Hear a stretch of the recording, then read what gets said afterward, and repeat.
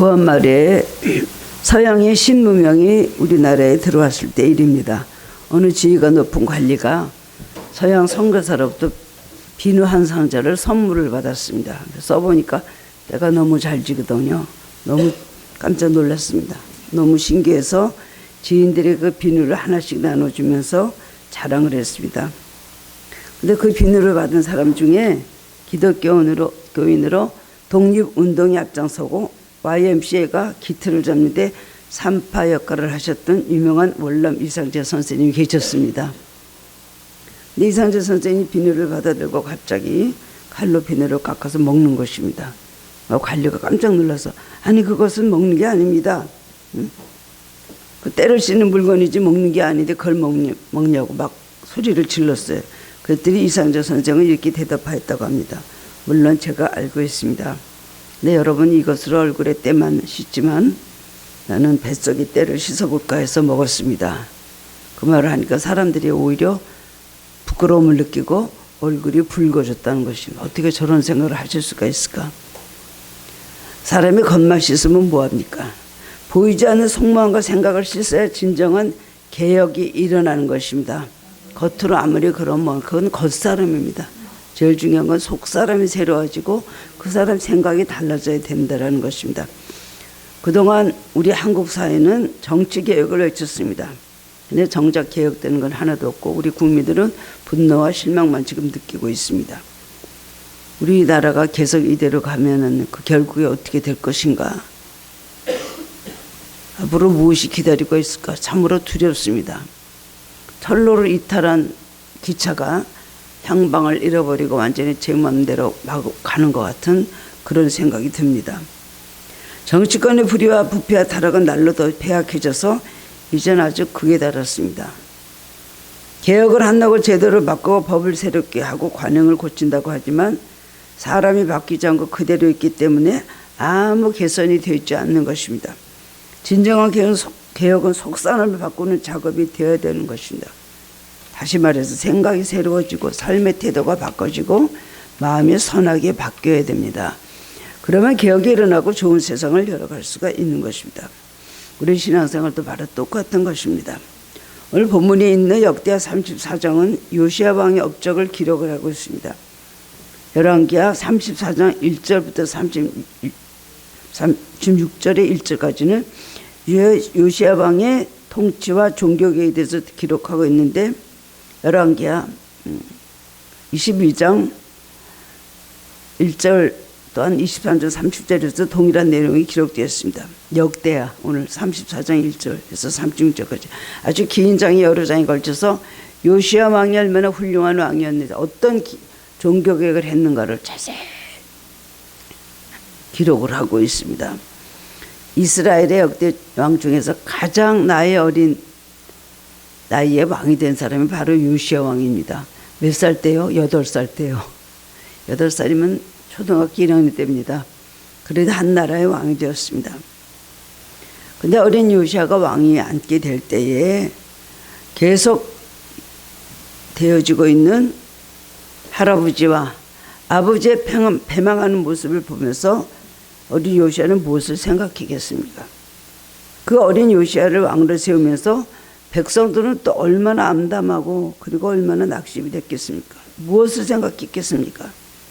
기대하는 것도 아무것도 없었을 것입니다. 그래도 왕족이기 때문에 아버지가 죽었으니까 그 아들 요시야가 8살의 왕위를 이어받게 된 것입니다. 다행히도 요시야는 어렸을 때부터 아주 믿음이 아주 좋은 그런 왕이었습니다. 확고한 믿음이 있었습니다. 누구인지는 모르지만 분명히 어린 요시야에게 신앙적인 교육을 시켰던 위대한 인물이 그 배후에 있었을 것입니다. 그게 누구인지 성경에 나와 있지는 않습니다. 마치 모세가 바로의 공 속에서 그의 친어머니가 유모로 있으면서 철저하게 모세에게 여호와 신앙을 가르쳤던 것처럼 누군가가 어린 요시야를 신앙교육을 잘 시켰던 것 같습니다. 어머니가 그랬을까 생각해 봤습니다. 아버지는 아주 우상을 엄청나게 섬겼던 아버지였는데 그 아내는 믿음이 좋아서 남편의 핍박을 견뎌가면서 몰래 하나님을 믿었을까요? 어쨌든 요시야는 어렸을 때부터 믿음이 있었다는 것입니다. 그 당시 이스라엘은 타락해서 우상의 숭배에 아주 쩔어 있었습니다. 그리고 성전은 다 폐되어 있었습니다. 성전에 필요한 것을 백성들은 느끼지도 못했습니다. 그저 산당들을 짓고 우상들을 섬기는 데만 혈안이 돼 있었지 하나님 섬기는 성전이 무엇이 필요할까? 이제 허물어가자는 무슨 그런 시설로 생각을 하고 있었겠죠. 백성들은 하나님 섬기기보다 우상을 숭배하는 일에 더 몰두했습니다.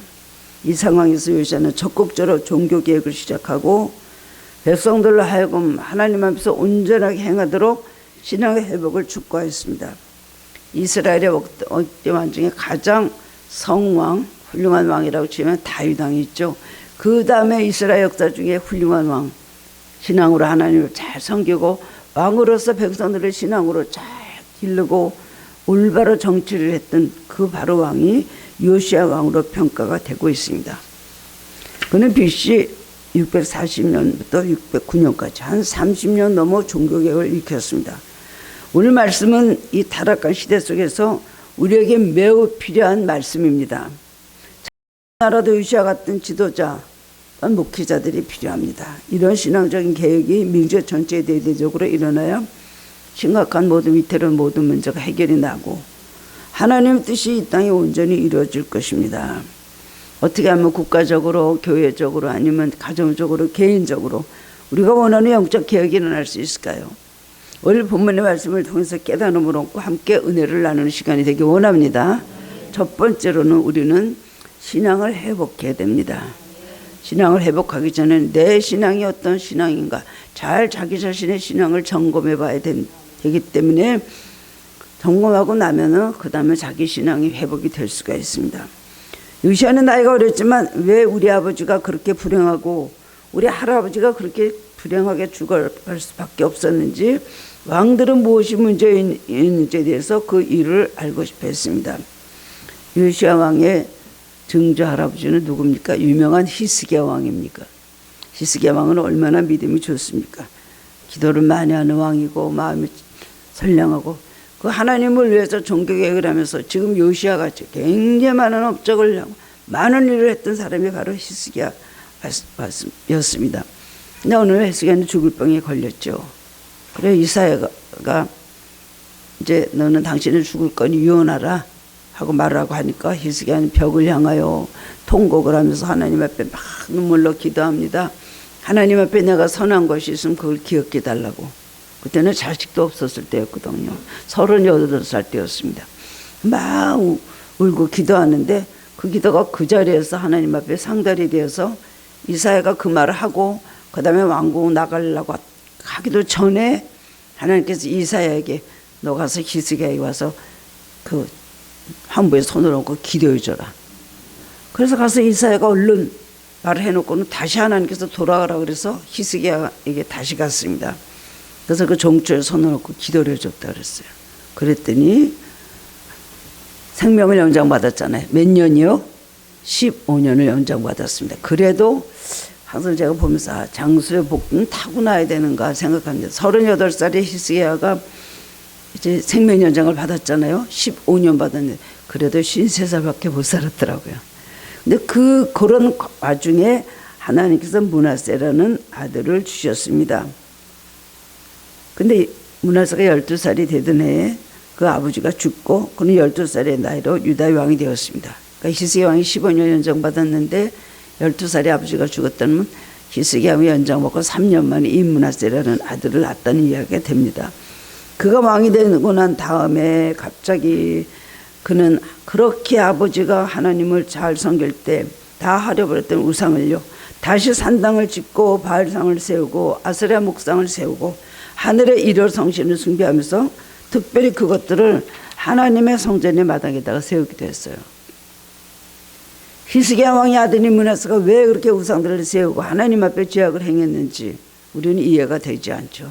아니 히스기야가 늦게 난 아들 어떻게 기른 거야. 개망나니 이쁘다고 그냥 길렀나. 어떻게 그런 아들이 나와서. 므낫세는 아주 악한 왕이었거든요.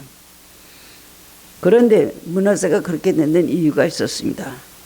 자기 주변 국가들을 봤어요. 주변에 있는 강대국들을 보았습니다. 그리고 느꼈던 것은 주변의 강대국의 모습 굉장히 강하고 하나님을 섬기는 이스라엘은 늘 약하고 강대국에 당하기만 합니다. 그래서 강대국에 무엇이 있는가 하고 보니까 거기에는 강력한 신상들이 있는 것입니다. 그냥 만들어 놓고 어마어마한 신상들이 있는 걸 보았습니다.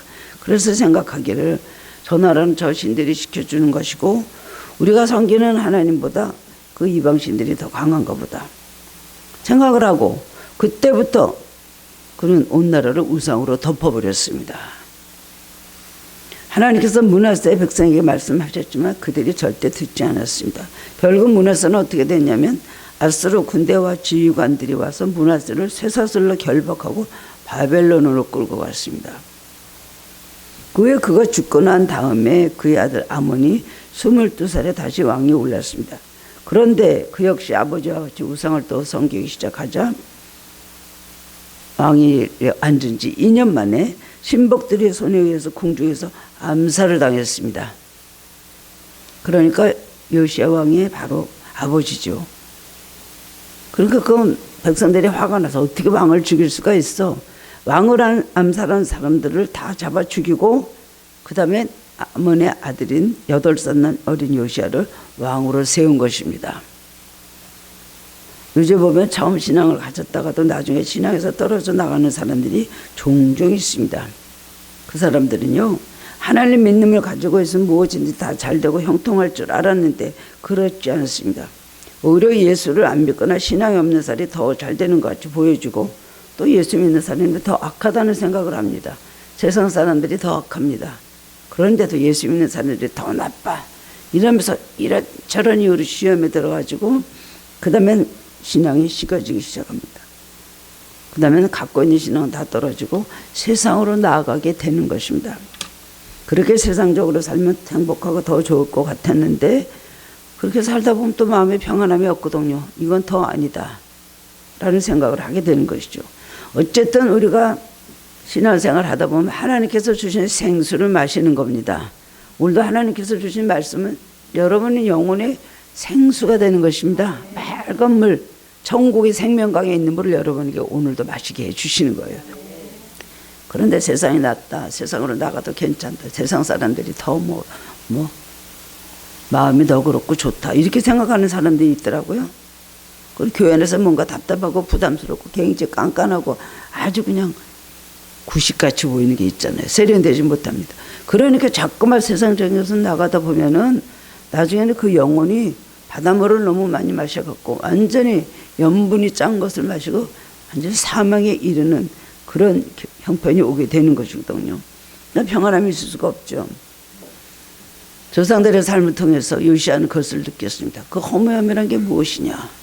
더 잘 살아보려고 우리 할아버지가 그렇게 산당을 하고 다른 신상들을 갖다가 우상을 섬겨했는데 얻어진 것이 무엇이냐. 그때 가서는 아수르 사람들이 붙잡혀서 결박해서 끌려갔고 어린 요산에 다 알고 있습니다. 자기 아버지는 또 그렇게 우상을 섬기다가 왕인데도 불구하고 그 아래 신복들에 의해서 궁중에서 암살을 당했단 말이죠. 그리고 자기 아버지 세상 떠났으니까 애고애고하고 우는 걸 봤을 겁니다. 그리고 어린 자기에게 왕위를 이어준 걸 보면서 하나님밖에 대안이 없다. 하나님을 떠나서는 아무것도 안 된다 생각을 하고 그때부터 더 하나님을 의지하고 하나님께 가까이 나가게 되었다는 것입니다. 보면은 34장 2절에 보면 여호와 보시기에 정직히 행하여 그 조상 다윗의 길로 행하여 좌우로 치우치지 아니하고라고 기억합니다. 이 좌우로 치지 않는 것이 신앙생활에 바로 그것이 정도로 갈 수가 있습니다. 어떤 일에서도 흔들리지 않는 겁니다. 이 좌우로 치는 것 이것 때문에 바로 문제죠. 아까 10편 1편을 제가 읽었는데 뭐라 그랬어요? 하나님 경외하는 사람은 어떤 사람이요? 가물 때도 물가시면 나무같이 범사의 모든 것이 형통한다. 그런데 악인은 그렇지 않으며 바람에 나는 겨와 같도다. 신앙이 왔다 갔다 하는 거예요. 오늘은 좋았다 내일은 나빴다. 그냥 아침 저녁으로 조속으로 말이 달라진다. 이것이 바로 문제인 것입니다. 요시야는 여호와 보시기에 정직히 행하여 조상 다윗의 길로 행하여 좌우로 치우치지 아니했다. 성경에 좌우로 치우치지 말라는 말씀이 얼마나 많이 있는지 모릅니다. 좌로나 우로나 치우치지 말라. 뭐 여기 흔들렸다. 아수르에 흔들렸다. 그 다음에 바벨론에 흔들렸다. 그 다음에 애굽에 흔들렸다. 이스라엘에서 강대국에 그냥 흔들려서 하나님을 바라보지 않고 강대국들의 눈치만 보면서 그 왕들에게 아부하고 그 왕들이 섬기는 우상을 따라서 섬겼다는 것입니다. 근데 요시아는 그렇지 않았다는 것입니다. 오히려 어린데도 8살의 왕이 됐고 16살이 되었습니다. 8년 만에 먼저 온 유다와 이스라엘을 순회하며 그의 아버지와 할아버지 때부터 세워놨던 우상들을 다 파괴해버렸어요. 16살이 지금 중3이에요. 8살의 왕이 되고 8년 만에 어떻게 그런 일을, 큰 일을 그렇게 감행을 합니까? 그리고 26살 때는 무너진 하나님의 성전을 다시 수리하라고 명령을 했습니다. 성전을 다시 수리하면서 성전의 제사장들은 그동안 잃어버렸던 신앙을 다시 찾고 정말로 오랜만에 활기를 갖기 시작했습니다. 성전의 문이 다 닫혀 있었어요. 해파대가 다 무너진 그 성전을 수리하고 문을 열고 그 다음에 청소를 합니다. 무관심 속에 버려졌던 성전을 다시 청소하면서 제사장들은 얼마나 기뻤겠습니까? 여러분, 오랫동안 풀리지 않는 문제들이 있습니까? 오늘 마음속에 여전히 좌절과 한심이 남아있습니까? 요시아는 그 원인이 신앙의 타락에 있었다는 것을 깊이 깨달았다는 것입니다. 우리도 이것을 깨달아야 됩니다. 하나님 잃어버린 사람은요, 그냥 죽은 영혼입니다. 어떤 환경 가운데도 힘든 고난 가운데도 하나님 붙잡고 사는 사람은 생명이 있습니다. 소망이 있습니다. 승리가 약속되어 있습니다. 그러나 자로나노 치우치고 오늘은 아멘, 내일은 또 등 돌리고 이런 신앙생활에서는 아무것도 얻을 수가 없다는 것입니다. 계속적인 그런 고난과 계속적인 여러 가지 실패만 계속되는 것입니다. 그 원인이 신앙의 타락이 있다는 걸 요시아는, 어린 요시아는 깨달았다는 것입니다. 그때부터 요시아는 하나님 앞에서 3가지 종교개혁을 실행했는데, 첫 번째로는 우상 숭배의 모든 요소를 제거했습니다. 하나님 제일 싫어하시는 게 뭡니까? 우상 숭배입니다. 뭐 다른 많은 죄들이 있습니다. 수많은 수십 가지 죄들을 우리가 짓고 살지만 하나님 가장 싫어하시고 지적하시는 건 우상부터 버려라 하는 것입니다. 우리는 다른 신을 섬기지 않습니다. 그런 마음의 우상은 또 얼마나 많습니까? 보이는 우상, 보이지 않는 우상, 이거를 우리 다 없애버려야 되는 것입니다. 하나님 그것도 치우라 말씀하시죠. 나 외에 다른 신을 내게 두지 말라. 우리는 다른 신을 섬기지 않습니다. 그러나 우리 마음속에 얼마나 우상이 많습니까? 내가 우상이요, 돈이 우상이요, 세상이 우상이요, 무슨 성공이 우상이요, 그 다음엔 뭐 모든 것이 우상인데 사람의 우상이요, 뭐 사람 따라다니고 인맥 따라다니고 하다가 실패하는 사람들 많이 봤습니다. 우상 숭배를 모두 제거하고, 두 번째, 율법책의 발견과 하나님과 언약을 새롭게 하였습니다. 세 번째로는 유월절 축제 의식을 거행하였습니다. 유월절 회복. 종된 이스라엘 애굽에서 너희들이 이스라엘 백성이 나오지 않았느냐. 너희는 유월절에 그 하나님의 은혜를 잊지 말아라. 하나님 항상 거듭해서 이스라엘 백성이 말씀해, 너희들이 옛날에 어떤 생활을 했냐. 종된 애굽 생활 430년 동안 하면서 얼마나 인간같지도 못한 그런 대우를 받고 살았습니까? 그 하나님께서 홍해를 가르치고 그 다음에 광야를 지나서 가나안으로 데려버리지 그 하나님을 너는 그 은혜를 잊지 마라.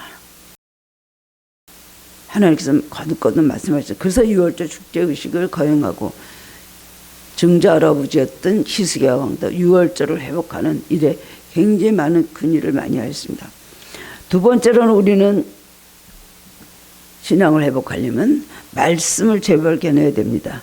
본문 14절 보면 무리가 여호와 전에 헌금한 돈을 끊을 때에 제사장 hil기야가 모세가 전한 여호와의 율법책을 발견하고, 왕의 명령에 따라 성전을 수리하는 과정에서 율법책이 발견되고 그 헌금함 속에서 헌금함을 막 청소를 하는데 그걸 꺼내는데 거기서 율법책이 나왔어요. 어떻게 율법책을 헌금함에 둡니까? 얼마나 잘못된 걸 버릴 수는 없으니까 헌금함에 쑥 집어넣었던 모양입니다. 그 먼지 구덩이 속에서 성전을 수리하다가 헌금함 속에서 율법책이 나왔습니다. 그 뜻을 몰라서 여선지자 홀다라는 사람을 통해서 그 말씀의 뜻이 해석이 되었습니다. 역대 왕들은 율법책이 어디 있는지도 알지도 못하고 관심도 없었습니다. 제사장들도 율법지가 어디 있는지 알지 못했다는 거예요. 이런 일이 있을 수가 있겠습니까? 얼마나 그의 조상들이 하나님 말씀에 등한시하였는지 짐작할 수가 있습니다. 우상숭배에 바쳐서 율법책이 어디 있는지 그조차도 알지 못했던 그들의 신이 얼마나 타락했는가를 알 수가 있습니다. 그 결과 환난과 재앙이 터져올 수밖에 없었다는 것입니다. 또한 18절 말씀 보면 왕이 율법의 책을 듣자 곧 자기 옷을 찢더라. 제사장이 발견한 율법책을 서기관 사반에게 주었습니다. 그리고 서기관은 요시야 왕에게 달려가서 왕 앞에서 성전에서 발견한 율법책을 읽기 시작했습니다. 왕은 처음으로 그 율법의 말씀을 듣고 깜짝 놀랐습니다. 그 말씀은 신명기 말씀이었다고 합니다. 그걸 읽었는데 너무나 충격을 받았습니다. 알았습니다. 하나님의 백성이 우상숭배와 불순종으로 인하여 하나님의 진노가 임하리라는 예언이 바로 그 신명기 말씀이었는데요. 요시야 왕은 옷을 찢으면서 통곡을 하기 시작을 했습니다. 우리 아버지가 우리 할아버지가 왜 이 나라가 이렇게 됐는지 이제는 알았구나. 왜 아버지가 살해를 당했는지, 왜 할아버지 므낫세가 바벨론의 쇠사슬에 결박해서 끌려가 했는지, 왜 북왕국은 아수르에게 멸망당할 수밖에 없었는지, 그동안 알지 못했던 모든 것들이 깨달아지기 시작을 했다는 것입니다. 역대하 34장 21절 보면 그는 이렇게 깨달은 것을 고백하고 있습니다. 너희는 가서 나와 및 이스라엘과 유다의 남은 자를 위하여 이 발견한 책의 말씀에 대하여 여호와께 물으라. 우리 조상들이 여호와의 말씀을 지키지 아니하고 이 책에 기록된 모든 것을 준행하지 아니하였으므로 여호와께서 우리에게 쏟아진 진노가 크도다. 그리고 옷을 찢은 거예요. 하나님 말씀을 듣지 않고 불성했던 것이 모든 재앙의 원인이었다는 사실을 깨달은 것입니다. 이거는 굉장한 깨달음입니다. 성경에 보면 하나님 말씀에서부터 이스라엘 백성이 멀어지기 시작할 때 많은 재앙들이 찾아왔습니다. 그래서 좀 하나님을 잘 섬기면 또 평안하다가 그 다음에 하나님과 멀어지면 또 재앙이 찾아오고 또 그냥 외세 많은 침입을 받고, 그래서 이스라엘 역사는 그런 전쟁을 침략을 당하는 역사였고 맨날 패망의 역사였고 좀 괜찮으면 또 그 다음에 어려움이 반복이 된 그런 역사였었습니다. 그 재앙을 해결하는 방법이 어디에 있습니까? 말씀의 순종에 있는 것입니다. 말씀의 순종을 대신할 만한 능력이 없습니다. 축복의 어떤 길이 없습니다. 아무리 성경을 많이 알고 기도를 많이 하고 못한다 할지라도 하나님 말씀대로 살지 않는 것은 그 사람의 신앙은 가짜고 그 사람의 신앙은 아무 능력을 발휘하지 못하는 것입니다. 믿음은 믿는 것이죠. 마음으로 믿는 것입니다. 그 다음에 믿으면 행하는 것이 진짜 믿음인 것입니다. 행하지 않는 믿음은 무슨 믿음입니까? 믿음과 행함은 같이 갈 때 그 다음에 온전한 신앙이 되는 것입니다. 우리가 하나님 앞에 돌아올 때 문제 해결의 길을 찾게 되는 것입니다. 우리의 신앙 회복은 우리가 주님을 사랑했던 그 첫사랑이 어디에서 떨어졌는지를 찾아내는 것부터 시작이 된다는 것입니다. 요시야 왕이 옷을 찢는다는 것은 하나님 앞에서 안타까운 마음으로 회개하는 모습입니다. 찢는다는 거. 잘못했습니다. 용서해 주옵소서. 막 깨달았다는 것이죠. 어찌할꼬 하는 그런 마음이 옷을 찢는 것입니다. 우리도 말씀을 들으면서 자신을 발견하고 하나님 앞에 무엇이 잘못되었는지 정확하게 판단해야 됩니다. 원인을 깨달은 요시야는 그때부터 온 나라의 종교 개혁을 일으켰습니다. 잃어버리고 있었던 신앙을 회복하기 위해 온 나라의 우상들을 완전히 없애버리고 유월절 절기의식을 대대적으로 거행했습니다. 이 절기의식은 하나님의 과의 언약을 새롭게 다시 하고 하나님과의 교제를 확정하기 위한 것이었습니다. 신명기는 언약의 책이거든요. 약속의 말씀이 신명기입니다.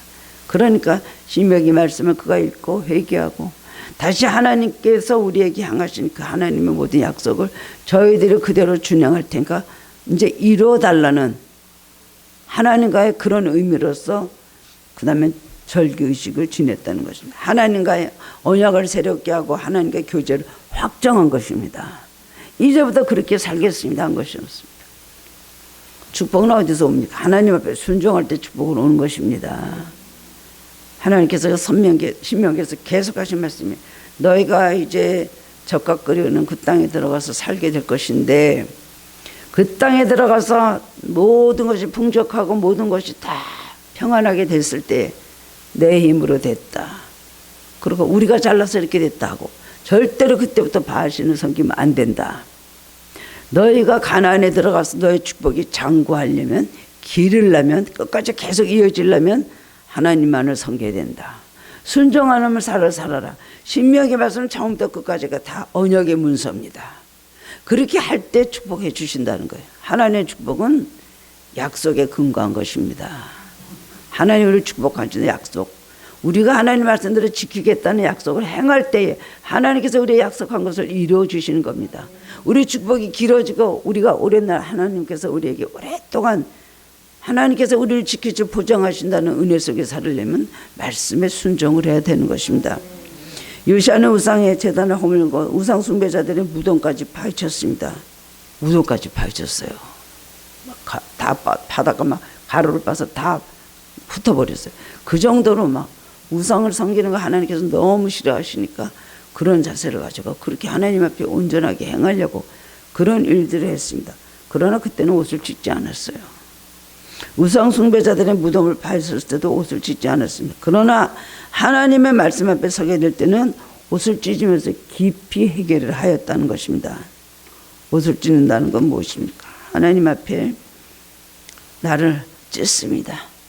다 나는 찢어져야 될 그런 사람입니다. 나는 이 내 마음을 찢고 하나님 앞에 돌아옵니다. 회개의 마음이죠. 우리는 무엇이 일이 잘못되면 다른 사람의 잘못되어 있는 것을 생각하고 남을 원망하고 환경이 잘못됐다고 환경 탓을 합니다. 자기 옷을 찢는 사람 없어요. 남의 옷만 찢으려고 해요. 너 옷 좀 찢어 라고 하죠. 그러나 내가 잘못되어 있는 것부터 깨달아야 되는 것입니다. 다른 개혁보다 시급한 것이 내 자신의 개혁입니다. 신앙의 개혁은 어디서부터 일어나요? 내 자신에서부터 일어나야 되는 것입니다. 개혁하는 신앙은 속에 있는 허물을 발견하는 것입니다. 누구의 옷을 찢고 준 마음이 있습니까? 다른 사람의 옷이 아니라 자신의 옷을 찢으면 하나님께서 기뻐하시고 그 사람을 축복하셔서 모든 문제를 해결해 주십니다. 말씀 없이 진정한 깨달음이 있을 수 없고 말씀 없이 영적 각성이 결코 일어나지 않습니다. 성경을 읽지 않으면 아무리 은혜를 삼하고 영적 충만을 강망해도 이룰 수가 없습니다. 모르기 때문에요. 지도를 가지고 여러분 산을 가든지 어디 가든지 지도를 가지고 가잖아요. 우리 지금 차 타고 가면서 내비를 다 보고 갑니다. 마찬가지로 신앙의 지침, 신앙의 나침반이 바로 성경 아닙니까? 우리 신앙에서 바른 길을 가르쳐 주는 게 바로 성경이기 때문에 성경의 말씀에 자신의 모습을 비춰봐야 됩니다.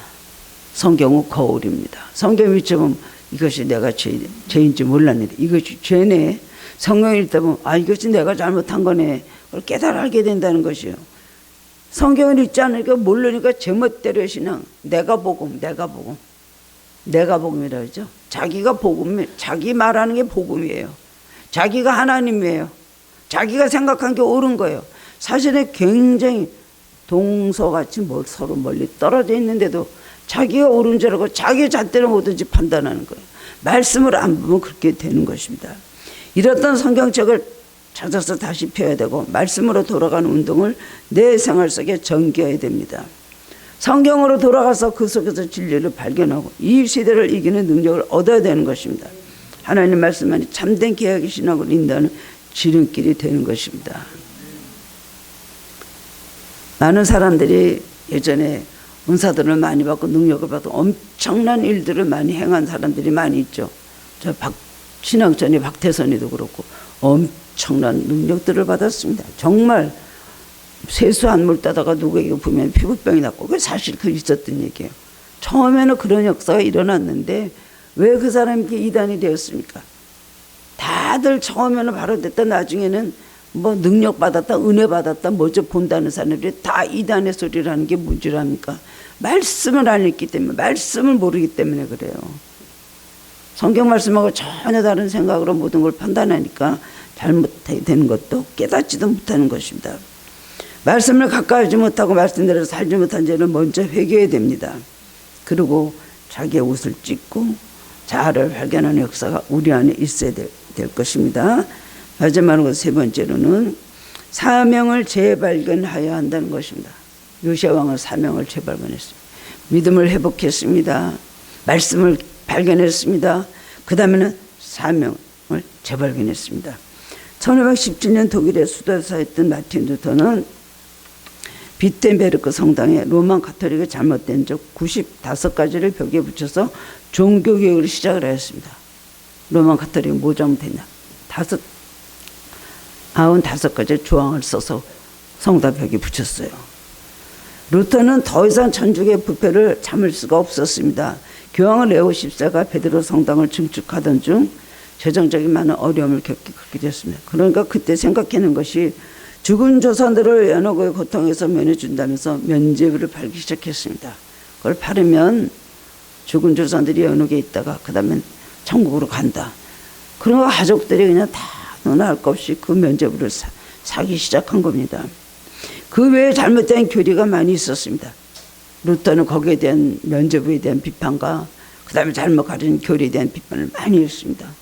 그리고 말하기를 오직 믿음, 오직 성경, 오직 은혜를 외치면서 종교개혁을 과감하게 단행을 했다는 것입니다. 종교개혁을 시도한 마틴 루터에게 교황은 이단 종교의 교서를 보냈습니다. 너 이단이다 이거죠. 왜 이단인가를 내가 보낸다. 교서를 보냈어요. 교서를 받은 루터는 제자들이 보는 가운데 불태워서 그 교서를 다 태워버리고 말았습니다. 그리고 1521년 브룬스 국회에 소환을 당했습니다. 찰스 5세는 루터에게 말합니다. 이 모든 것들이 사실이냐? 네가 아니라고 만약 한다면 살려주겠다. 용서해 주겠다. 그렇게 말했거든요. 근데 루터는 조금도 거기에 대해서 조금도 흔들리지 않았습니다. 그리고 내 성경에 의해서 내 잘못이 성경에 의해서 증명되지 않는 한 내 주장을 절대로 바꿀 수가 없습니다. 내 양심은 성경에 붙잡혀 있기 때문입니다. 나는 양심을 배반할 수가 없습니다. 주여 내가 여기 있나이다. 나를 도와주소서. 그렇게 고백을 한 거예요. 그리고 담대하게 고백을 하고 국회를 빠져나왔습니다. 그래서 그냥 도피생을 하기 시작을 했어요. 두려워하지 않고 사명을 위해서 그다음부터 살았습니다. 멀리 피신해서 10년이라는 세월을 일반인들을 위해서 라틴어 성경을 독일어로 번역하기 시작하고 말씀을 백성들에게 전하는 사명을 감당하기 위해서 많은 고난을 감수했습니다. 그 라틴어 성경을 독일어로 바꾸는데 얼마나 많은 마귀의 공격을 받았는지 마틴 루터 그 전기를 읽어보면요. 그냥 한 게 아니구나. 한마디 뻥 종교개혁한다 외치고 그 다음에는 또 가서 라틴어 성경을 조용한 데서 책이나 번역해서 그렇게 저작을 한 게 아니었구나 생각이 들어요. 마귀 공격을 얼마나 받았는지 모릅니다. 자기를 잡아 죽이려고 하는 교황청에서 보낸 사람들도 물론 있었고 그런 위협도 있었고 마귀가 와서 너는 안 된다. 너는 그만해라. 너는 이제 끝이다. 실제적으로 마귀들이 그냥 아주 실제적으로 환상인데도 그런 마귀들이 온 것 같이 와서 그렇게 루터를 위협을 하고 공갈을 하고 그랬습니다. 루터가 얼마나 힘들었는지 그때마다 막 힘들어하고 포기도 하려고 하고 그랬는데 이제 그만해야 되겠다. 난 종교를 못하겠다. 이런 공격을 안팎으로 굉장히 받고 있으니까 얼마나 힘들었겠습니까. 그래서 어느 날 이제 그만둔다 그랬는데 자기 아내가 어느 날 보니까 아내가 상복을 입고 막 애가 울고 있는 거예요. 누가 죽었어? 그러니까 하나님이 죽었다고. 하나님 왜 죽으시냐고. 당신이 이렇게 하나님 죽으셨다고 믿기 때문에 이렇게 이걸 포기한 거 아니냐고. 다시 그래서 종교개혁을 할 만큼 그리고 성경을 다시 번역을 하기 시작해서 사람들이 한 권도 소지하지 못하고 있던 성경은 그때부터 보급하게 되고 그것이 다른 나라로 다 그것이 전파가 되고 그리고 우리 개신교 총교대들이 그 성경을 읽게 되고 오늘날 신앙의 기초를 이루게 된 분이 바로 누굽니까? 우리가 그렇게 해주신 분이 마틴 루터예요. 우리가 말씀을 통해 사명이 무엇인지 발견할 때 개혁신앙은 바르게 이루어진다는 것입니다. 이것을 우리가 기억을 해야 되는 것입니다. 이것이 아주 중요한 것입니다. 그냥 우리가 뭐 허투루 하는 말이 아니라 한 사람의 요시아 때문에 한 사람의 마틴 루터 때문에 이 나라가 이 세상이 이렇게 잘 되고 있잖아요. 예수를 잘 믿게 하잖아요. 한 사람의 훌륭한 사람들 때문에 이 세상이 너무나 밝아지고 하나님 나라는 확장되는 것입니다. 한 사람 때문에 나라가 망하고 히틀러 한 사람 때문에 나폴레옹 때문에 그 다음에 일본의 천황 때문에 얼마나 많은 사람들이 죽고 불행하게 된 일이 일어납니까? 본문 뒤에 33절을 보면 이와 같이 요시아가 이스라엘 자손에게 속한 모든 땅에서 가증한 것을 다 제거하여 버리고 이스라엘의 모든 사람으로 그들의 하나님 여호와를 섬기고 하였으므로 요시아가 사는 날에 백성이 그의 조상들이 열조의 하나님 여호와께 복종하고 떠나지 아니하더라. 나라가 평안했습니다. 요시아는 말씀을 듣고 깨달은 후 자기 사명을 발견했다는 것입니다. 여러분, 사명은 무엇입니까? 여러분, 각자에게 주신 사명이 있죠. 누구에게나 다 있습니다. 1달란트, 2달란트, 5달란트. 각자에게 주신 사명, 각자에게 주신 2달란트, 여러분에게 주신 모든 재능, 적성, 갖고 있는 모든 할 수 있는 어떤 능력들이 있습니다. 사명은 하나님께서 주신 것이기 때문에 꼭 그렇게 살고 순종해야 되는 것입니다. 요시아는 왕의 권력으로 백성들을 조상의 하나님께 복종하고 떠나지 않도록 명령했습니다. 사명을 감당할 때는 기적이 일어납니다. 사명자는 죽지 않는다는 말 여러분 아시죠? 사명 감당하는 사람은 하나님께서 다시 또 살려놓고 또 살려놓고 하십니다. 아프리카 선교사 리빙스턴은 선교하면서 죽음의 고비를 정말 여러 번 만났는데 그때마다 하나님의 도우심으로 살아나게 되었습니다. 그런 체험을 많이 한 리빙스턴은 사명이 끝나기 전에 결코 죽지 않는다 라는 말을 남겼습니다. 신앙이 훌륭한 요사왕 한 사람이 유다와 이스라엘 백성의 신앙을 개혁했습니다. 한 사람의 사진 루터가 종교를 개혁하고 개신교를 탄생시켰습니다. 한 사람 때문에 가정이 새로워집니다. 교회가 새로워지고 나라가 세워집니다. 말씀 앞에서 자신의 옷을 찢는 회개를 통해서 신앙의 개혁이 일어나는 것입니다. 요즘에 이게 세상 돌아가는 거 보면서 이런 생각을 합니다. 낙동강물은 피레미 몇 마리가 다 한 마리라나 두 마리라나 낙동강물은 그런 피레미 몇 마리가 다 흐리게 한다는 말이 있죠. 지금 이 세상 돌아가는 사람들이 이 소수의 사람들이 이 세상을 이끌어가더라고요. 다수의 소리를 듣지 않고 소수의 뜻만 가지고 살아가는 사람이 얼마나 많이 있습니까? 우리가 받은 사명이 무엇인지 잘 발견하고 하나님의 뜻을 이루는 사명자가 되어야 될 것입니다. 적으면 적은 대로, 크면 큰 대로 우리는 우리에게 주신 사명을 잘 감당해야 됩니다. 누가 보든지 안 보든지 누가 안 보는 게 더 좋아요. 남이 안 알아주는 게 사실은 더 좋아요. 우리가 세상에서 남들에게 칭찬받고 남들에게 높임받고 남들이 알아주고 이미 자기 상을 받았느니라 그랬어요. 예수님께서. 기도 많이 하는 사람 바리새인들 막 서가지고 말이죠. 막 길에 서가지고 막 얼굴이 막 금식한다고 막 치라고 막 찡그리고 서서 기도할. 세리는 멀리서 죄인입니다 하고 성전을 감히 바라가지도 못하고 기도할 때 하나님께서 어떤 사람의 기도를 들으시겠느냐. 여러분, 세상에서 영광받고 남이 알아주길 바라지 마세요. 상급이 다 쪼개납니다. 그렇게 너무 높이 받고 알아주고 뭐 히트치고 그런 거 원치 마세요. 금식할 때 사람들 앞에 보이려고 하지 마라. 모르셨어요? 그 사람은 이미 자기 상을 받았느니라. 남한테 뭐 잘하면서 그거 갖고 자랑하고 드내지 마라. 자기 상을 이미 받았느니라.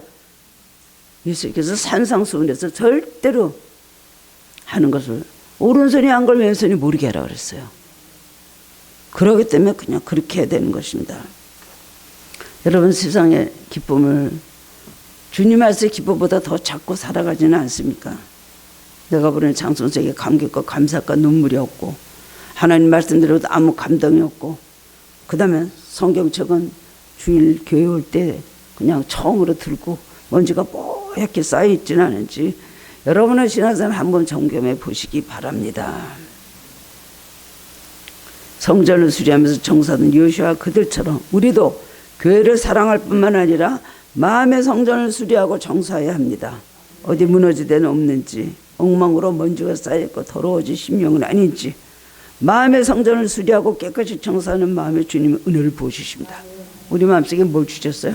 신명기 말씀 주셨다는 거예요. 우리 마음의 성전에 신명기 말씀이 들어있다는 거. 너가 하나님의 손에서 살면 너는 축복을 받을 것이요 하나님 말씀에서 불순종하면 저주를 받을 것이다. 그 말씀이 여기 들어있는 거예요. 이 말씀을 다시 찾으시기 바랍니다. 먼지 속에서 찾으시고 다시 한번 이 말씀을 통해서 깨닫고 또 순종하고 영적 개혁이 일어나는 귀한 성도님들 되시기를 주님의 이름으로 축원합니다. 주님 감사드립니다. 우리도 다 모두 다 이 말씀에 우리는 은혜 받고 찔림을 받아야 될 말씀이라고 생각을 합니다. 주님 그 시대의 그 아무런 상황 속에서 어린 요시야 왕이 하나님을 잘 사랑하고 순종함으로 큰 일을 이루고 한 나라의 모든 운명을 좌우하는 귀한 왕이 되었듯이 우리도 부족하지만 나 한 사람 바로 섬으로 인하여 나에게 준 사명을 바로 잘 감당하로 인하여 나뿐만 아니라 많은 사람들 속에 하나님 영적 개혁이 일어나는 일을 하는 그러한 신앙의 사람들 되게 해주시기를 원합니다. 주님 꺼졌던 불을 다시 한번 붙여 주시옵소서. 깨닫는 은혜를 주시옵소서. 주님을 사랑하는 마음으로 하나님 우리 마음에 활발 불타오르게 하여 주시옵소서. 말씀을 다시 잘 발견하고 하나님 앞에 사명을 발견해서 우리 삶 동안 사는 동안에 하나님 기뻐하신 일을 하는 사람들 되게 하여 주옵소서. 감사드리옵고 예수님 이름으로 기도드리옵나이다. 아멘.